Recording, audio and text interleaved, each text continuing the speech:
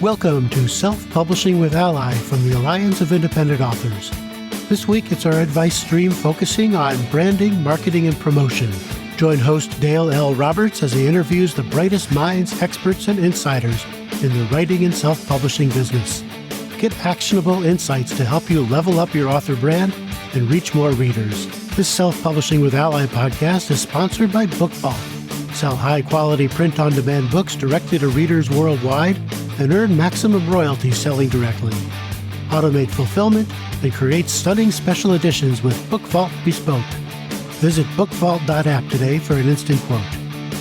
And here's your host for the Self-Publishing with ALLi podcast, Dale L. Roberts. Struggling to get your author brand to actually sell books? Well, you're not alone, but today's guest knows exactly how to fix that. J. Kevin Tumlinson is a longtime friend and one of the sharpest minds in indie publishing. He is a prolific author, the former director of marketing at Drafted Digital, and now he's the head of Author Anchor through BookBrush, where he helps authors build powerful, lasting brands that convert. Kevin's been in the trenches as both a writer and a strategist, and today he's breaking down what successful author branding really looks like in 2025 and how to make it work for you. Welcoming to the show, J. Kevin Tumlinson. Kevin, hey there. How you doing, buddy? I'm good, man. I sound so much better when you introduce me than when I introduce me. So, I'm game. Let's do it. We're actually going to be at Author Nation together. So, I can be your hype man for you. You go hit the stage. I'm doing a bunch of MC work, so that would be kind of interesting for you to MC me as an MC. MC the MC. This should be a thing, of course. But let's go ahead. Let's get ourselves focused because I know that you and I can get derailed so easily and talk a little bit more specifically about branding, marketing, and promotion. So let's just start here. What do most authors get wrong about branding when they first start out? Oh, gosh. So I think one of the things that happens is authors tend to, they think of their brand as just being, it's all about the marketing and not about the relationships. And I think that successful branding, successful marketing, successful anything in this business or any other business is really putting the thought into how does my relationship work with my key audience, my target market or my target reader? What does that look like? How do I maintain it? How do I do it in such a way that they feel like they know me? That's the thing that you want. You want them to feel like personally invested in you. That's what a strong brand looks like. And you see this, by the way, with all the major brands out there. If you look at, Nike or McDonald's or Apple, it's, we know that these are mega corporations, but we still feel a personal connection to them because of the way they've orchestrated their brands. So that's what you want. That's what you want to aim for as an author. What was that like for you when you first started? Or did it click for you instantaneously? Because if I can recall, you have a marketing background prior to your work as an author, right? Yeah, which was a cheat code. I'll be honest. Like I did come in already knowing, how to structure this.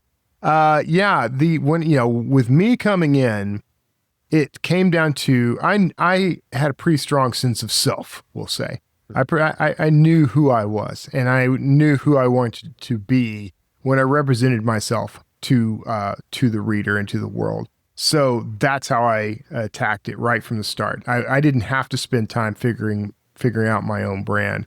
I think that everyone can do that. I think that if you are coming in as a fresh new author, you've spent this energy writing the book.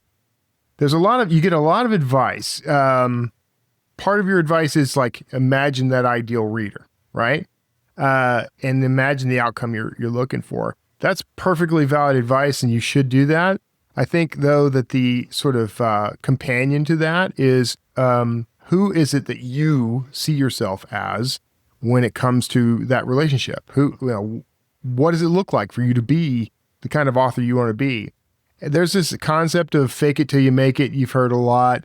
I think a lot of people kind of get it wrong philosophically, but the gist of it is true for everybody. You should go in behaving as if you've already accomplished the thing that you're trying to accomplish. And maybe you don't have the cash to throw around the way you might want to, but you can certainly adopt this the swagger of it. Don't get arrogant about it, but you can come into this internally representing yourself as someone who needs to be respected in this role. And you need to reinforce that to yourself, but everything you create about for promotion of you and your work needs to reflect that. So, my brand is kind of bluesy, and, like if you listen to the Wordslinger podcast, like the opening of that is like this slap guitar thing. And, anytime I do ads for my books or whatever, I get like a blues riff, so that's part of my brand. And I embrace that as, that kind of, I don't know, bourbon and cigars, even though I don't really smoke cigars anymore, but that sort of energy is what I'm going for when I'm presenting myself. I want you to see me as somebody who's on top of his game, and comfortable and has that sort of energy. So that's something I consciously do in all my branding. It affects my logo. I have a logo for my work, which reflects that. It reflects the color schemes I use. It reflects the fonts I choose for my covers, for my website, all of that. My wife actually, so she's gone into doing like interior design work as part of her business. She does this thing that I really appreciate, and I think it would benefit authors, is she creates what she calls a mood board. And it's the sort of color scheme of, she'll do it for a room, but she's also done it for me as sort of almost a brand exercise for me in like decorating my office. So there's the colors, but not just the colors. There'll also be like a style of furniture. One of the things I carry with me at all times is my bright red Swiss Army knife. So that factors in. And there's little touches like that. And she's a genius at this. So I think that's the kind of thing that could benefit authors is to have a mood board like that to help you determine what your brand looks like. And then that's how you represent yourself when you go out to your readers and elsewhere. Now, is that something that you're married to for the rest of your life, or can you change that? Can you pivot? Can you adjust on the fly? Yes, you can adjust on the fly. You should adjust on the fly. Think about every brand you know. For those of us who are kids of the 80s, think about McDonald's in the 80s versus McDonald's now. McDonald's in the 80s was, if you went to a McDonald's restaurant, there was this big nightmarish playground area with giant monsters with hamburgers for heads and things like that. Sort of bright primary colors, that sort of thing. If you go into McDonald's now, it's a completely different environment. They've gotten rid of the playground environment. They've got like these brushed metal and clear glass windows. It's the restaurant's a square rather than a sort of hut shape. The only thing that's the same is the logo, and even the logo has changed slightly since the 80s. So just knowing that major brand has shifted over time to where they're at now, whether good, bad, or indifferent, it's been changed. There's two factors that determine when your brand should change. Yeah. One is you, and the other is your target audience, or your target market. You will evolve as an author as you get more into this, learn more, develop more. You'll start to recognize that your tastes have changed, the perspective you have changes. Maybe you mature, or maybe you learn how to lighten up. But as you evolve, your brand should evolve to reflect that. So keep that in mind. And then the second of those is the tastes of the audience. Your readers also grow. And if you are, people get sick of you couldn't write the same books today that were written 10 years ago and expect them to do well. You understand that instinctively. Yeah. So even though you may still be in the same genre, what you are crafting and the way in which you craft it and relate it to that audience will change. And if it doesn't, what ends up happening is you become that author they used to know.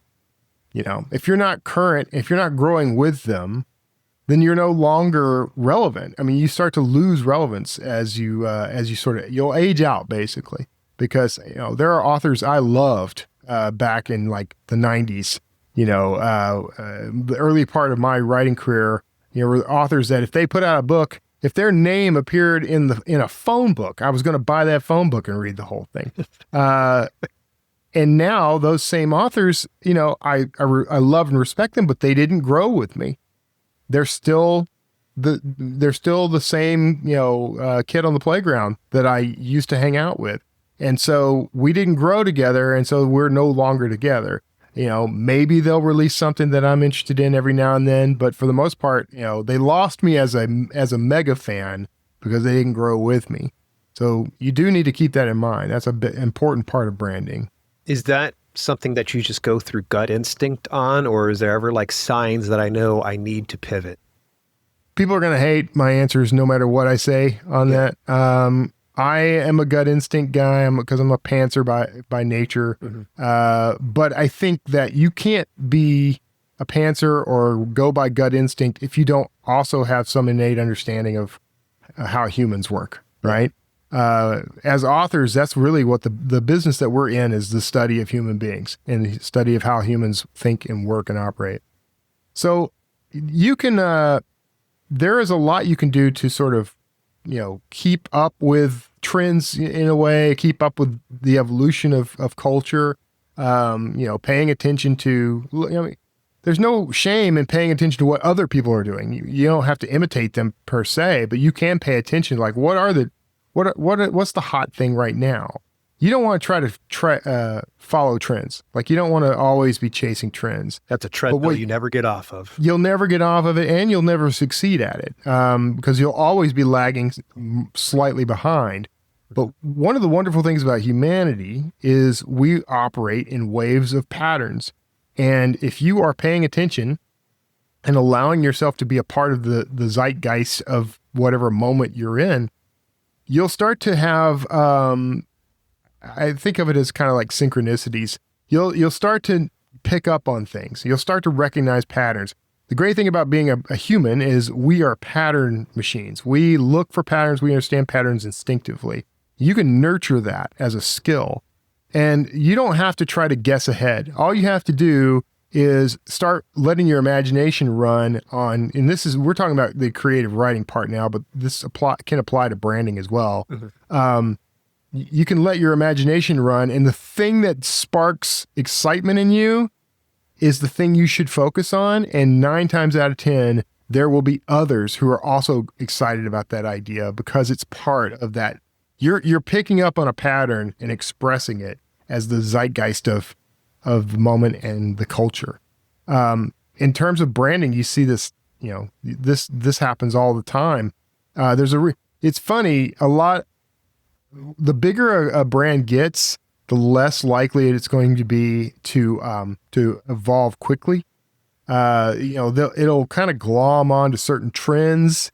And you actually tend to see as a brand grows and ages, it becomes more conservative over time. And that's not a political statement. I mean that they are less willing to take risks, right? Very homogenized. Like there's less risks. There's more like, okay, I want to please more people. Right. Look at Apple in the early 2000s. Mm-hmm.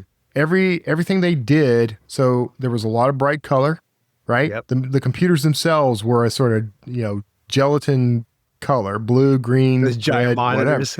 Right. Yeah, yep. They also were doing a lot of ads with like the silhouette thing. They would license like really expensive music for their ad spots. They didn't go the traditional route of hiring a bunch of celebrities to stand around with their product. They embraced the youth scene. They embraced, the sort of current version of our culture at that time. That was highly experimental. You just don't see that now. Like Apple's, ad campaigns now are very drab. They're, it's usually Tim Cook or somebody standing on a stage introducing, that's the most advertisement you see from Apple anymore. Or it's a very subdued, subtle kind of thing. So that's because they grew to a point where A, they don't need the name recognition anymore. Yep. And B, there's a greater risk in their minds to take the chance and do something outstanding and flamboyant than there is to just do the same old thing. You're not going to see another 1984 ad from Apple ever again. You know what I'm talking about with that? The ad where they were mimicking 1984. You'll never see that kind of ad from Apple ever again. You will probably see it from others. And ironically, you see that people ape that same ad as if it's creative to take that and repurpose it, ironically or otherwise. Right. But what you do see from smaller brands, especially emerging brands, is they're the ones that are usually the most willing to take risks. And those who are most willing to take a risk are going to reap the most rewards. You might also take a few black eyes and hits here and there, if you aren't cautious or whatever. But, caution, who needs it? Go out and do the creative, inventive thing. If you think it's going to work, try it. And try it low key and small scale at first if you need to. But going out and being intentional about, being just loud and proud about your brand and what you're trying to tell, because frankly, you owe it to the readers to let them know that this book exists, right?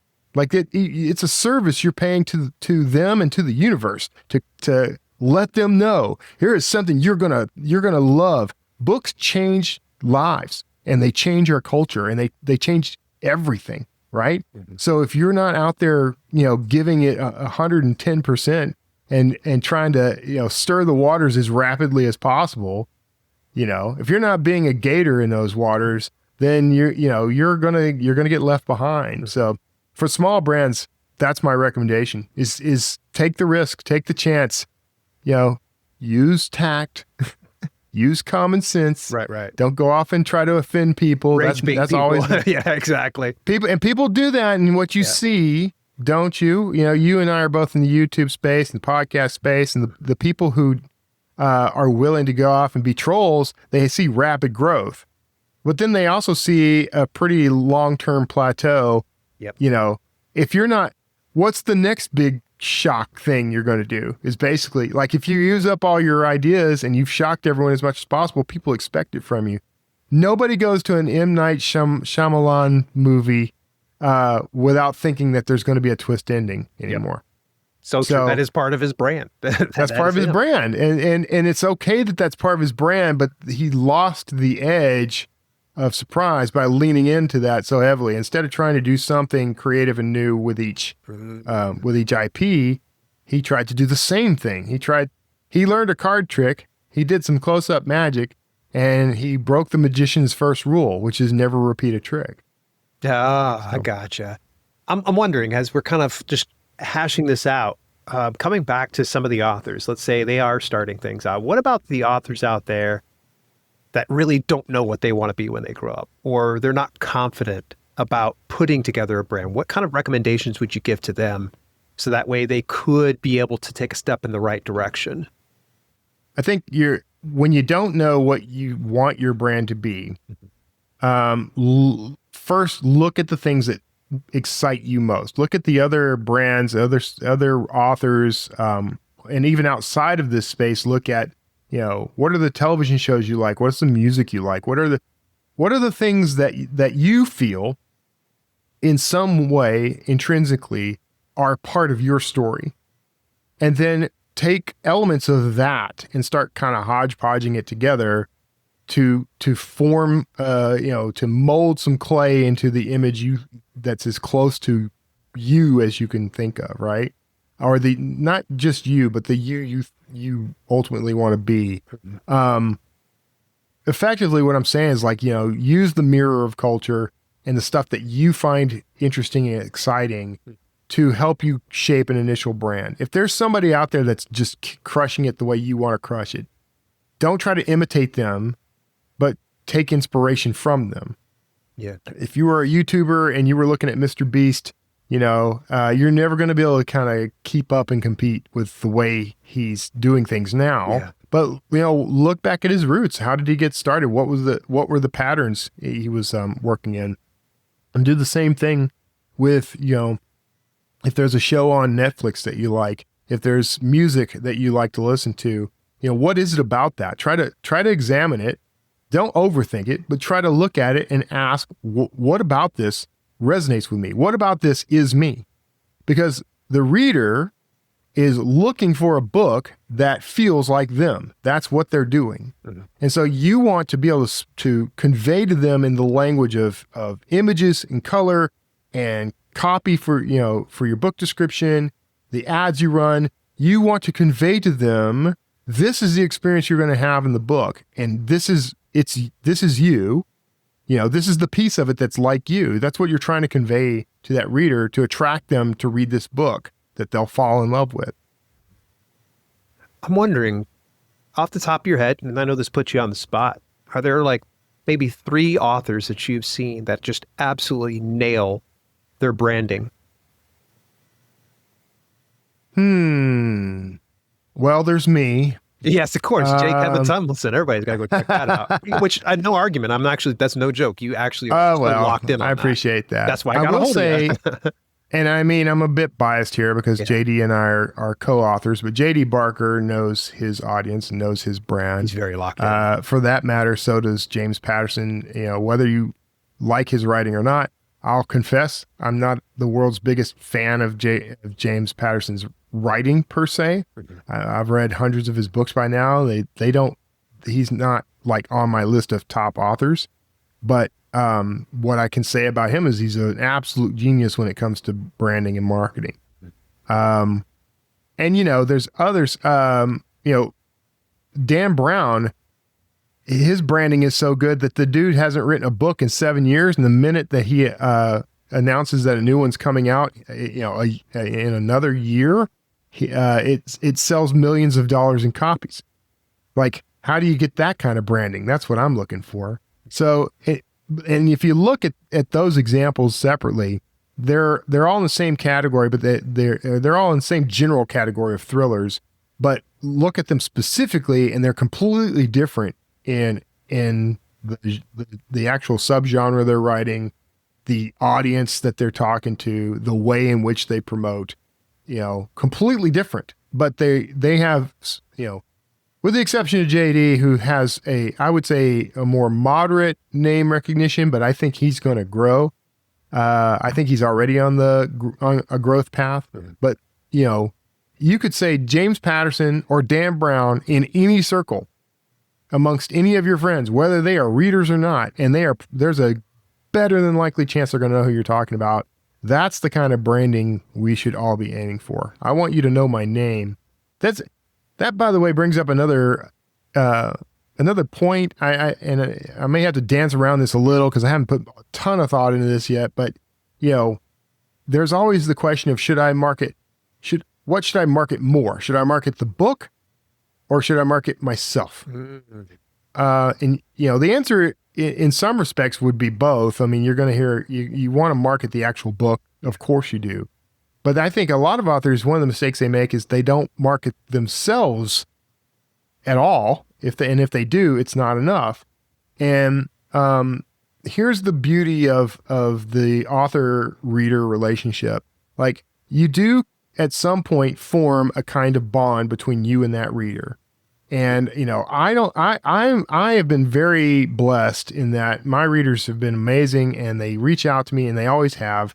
I mean, now that I'm on forums like Substack or whatever, where it's even easier for them to reach me, I hear from them all the time. That's a huge blessing to an author to have that kind of feedback, and relationship. But they have always felt like they knew me because of the writing, right? And they read the stories, but you want to know what the number one thing I get when I get reviews on Amazon? You want to know what the number one thing that's brought up always is? I want my money back? Almost every review. No, I'm kidding. Kevin's a great writer. No, yeah, that's fine, and I can take a hit. But the deal is, they almost never comment on the story of the novel itself. They're almost always responding to every book I write. I put this note. I put this author's note at the end called a note at the end. Yeah. And I do the same thing on Substack and in my newsletter and everything.